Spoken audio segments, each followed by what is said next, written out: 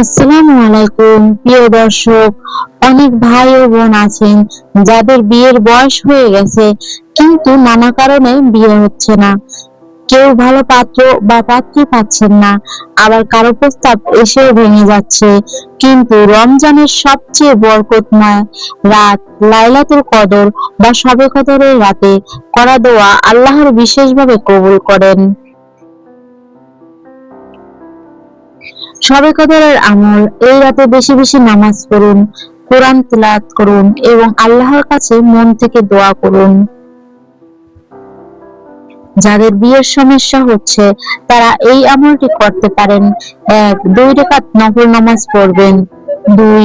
১১ বার দুরূদ শরীফ পড়বেন। ৩. এরপর এই দোয়া পড়বেন।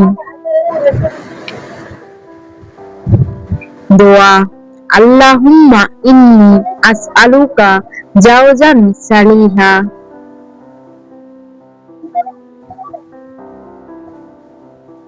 অর্থ: হে আল্লাহ, আমি আপনার কাছে একজন নেক জীবনসঙ্গী প্রার্থনা করছি।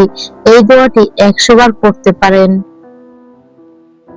এরপর নিজের ভাষায় আল্লাহর কাছে বলুন, হে আল্লাহ, আমার জন্য একজন ভালো ও নেক জীবনসঙ্গী নির্ধারণ করে দিন। মনে রাখবেন, আল্লাহ সবচেয়ে ভালো জানেন কোনটা আমাদের জন্য উত্তম। তাই ধৈর্য ধরুন, বেশি বেশি দোয়া করুন এবং আল্লাহর উপর ভরসা রাখুন।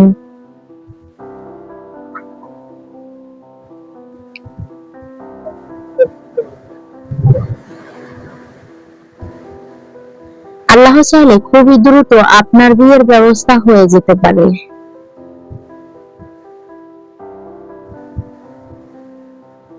ভিডিওটি ভালো লাগলে লাইক, কমেন্ট এবং শেয়ার করুন এবং